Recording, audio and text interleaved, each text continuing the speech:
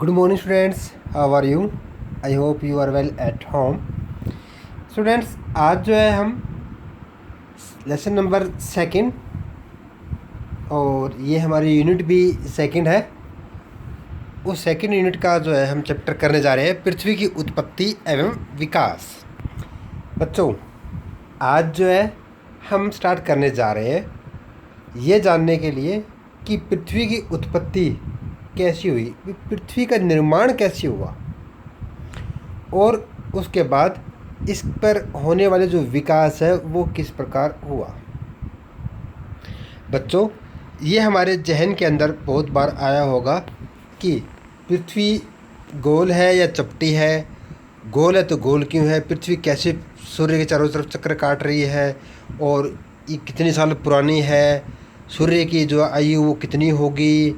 तो इस तरह के विचार जो है हमारे दिमाग में जो कभी न कभी ये बातें आई होंगी। तारे ऐसे क्यों चमकते हैं, तारों की संख्या कितनी है, तारे हमें रात को ही क्यों दिखाई देते हैं। तो इस तरह के जो क्वेश्चन है जनरली जो हमारे वो दिमाग के अंदर आते रहते हैं। आज जो है ये जो जिज्ञासा है आपके दिमाग के अंदर, आपके मन के अंदर कि पृथ्वी की उत्पत्ति कितनी है, पृथ्वी कितने सालों की, इसकी कितनी आयु हो गई है और यह कितनी और इसकी एज है, कब तक इंसान इस पृथ्वी के ऊपर रहेगा। तो इस तरह की जो बातें हैं वो हमारे दिमाग में जो है वो आती रहती है और आज हम इन्हीं तरह के जो दिमाग में जो बातें आती है उन्हीं का जो सॉल्यूशन हम जो है इस लेसन के माध्यम से जो है वो निकालेंगे। जैसे कि आप जानते ही हैं कि जो लेसन का नाम है वो पृथ्वी की उत्पत्ति एवं विकास, यानी कि इसके अंदर जो है एक सिंपल सी बात है, इसके अंदर हम जो पढ़ेंगे वो पृथ्वी की उत्पत्ति के आधार पर ही होगा कि हमारी जो पृथ्वी है, जो हमारे अर्थ है, उसका निर्माण, उसका फॉर्मेशन जो वो किस तरह से होता है। सबसे पहले हम इसी के बारे में करेंगे पृथ्वी की उत्पत्ति। देखो बच्चों एक सिंपल सी बात है कि हम कुछ ऐसे एविडेंस लेके आते हैं, उसके माध्यम से ही हम ये जान सकते हैं कि पृथ्वी का निर्माण कैसे हुआ। आज तक सिर्फ हम सिद्धांत, कुछ थ्योरी है, उस थ्योरी के माध्यम से ही हम ये जो है एक आइडिया लगा सकते हैं और कुछ ऐसे एविडेंस दिए जाते हैं जिस एविडेंस के माध्यम से जो है ना वो बातें जो है सच्ची मान ले जाती हैं। उन्हीं सिद्धांत, उन्हीं थ्योरी के बारे में जो है हम जानेंगे कि अलग अलग जो वैज्ञानिक जो थे या भूगोलवेता जो थे उन लोगों ने पृथ्वी के उत्पत्ति के संबंधित किस तरह के सिद्धांत जो है वो हमारे समक्ष रखे हैं। तो हम यही करेंगे कि आरंभिक सिद्धांत क्या थे, कि स्टार्टिंग के अंदर जो भूगोलवेता थे उन लोगों ने किस तरह के सिद्धांत दिए पृथ्वी की उत्पत्ति के आधार पर, और जो लेटेस्ट जो थ्योरी है, जो लेटेस्ट जो सिद्धांत है पृथ्वी की उत्पत्ति के बारे में, उसके बारे में जो हम जानेंगे। तो यहाँ सबसे पहले पृथ्वी की उत्पत्ति के बारे में बात की जा रही है। पृथ्वी की उत्पत्ति, पृथ्वी की उत्पत्ति के संबंध में विभिन्न दार्शनिकों व वैज्ञानिकों ने अनेक परिकल्पनाएं प्रस्तुत की। इनमें से एक प्रारंभिक एवं लोकप्रिय मत जर्मन दार्शनिक इमैनुएल कांट का है, जिसने 1796 ईस्वी में गणितज्ञ लाप्लेस ने इसका संशोधन प्रस्तुत किया, जो निहारिका परिकल्पना के नाम से जाना जाता है।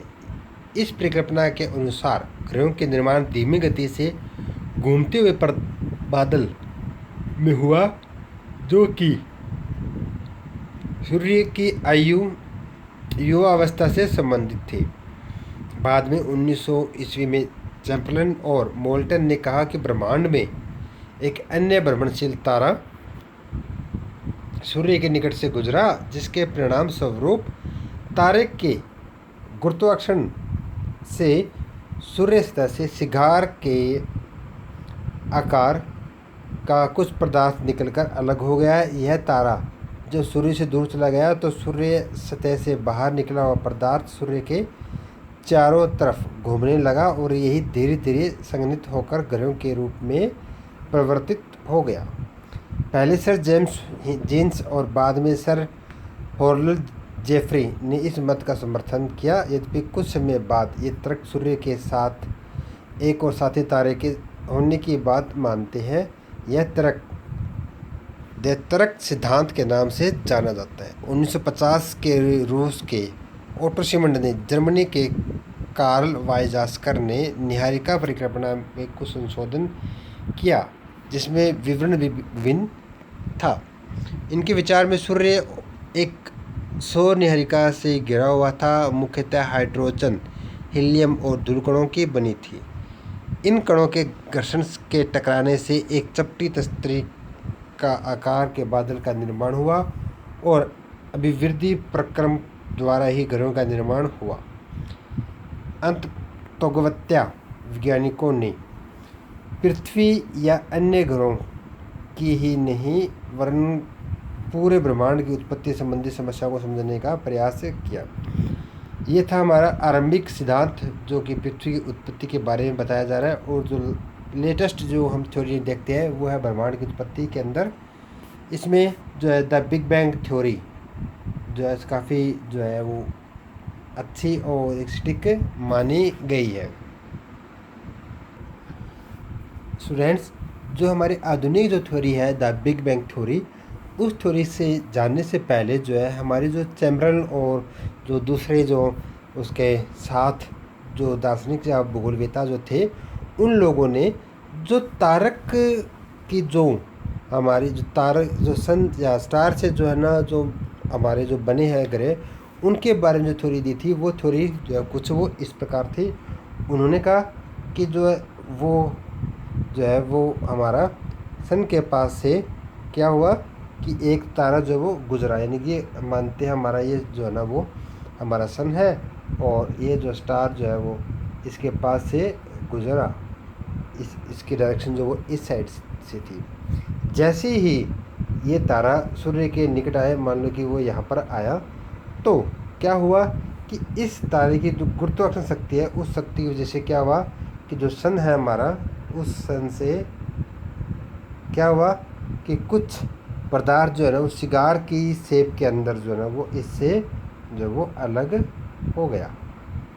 और जैसे ही ये तारा जो है सन से दूर गया तो क्या हुआ कि जो सिगार नुमा जो सूर्य सन से या सूर्य से जो पदार्थ अलग हुआ है वो उसकी दूरी जो है वो लंबी ज़्यादा हो गई।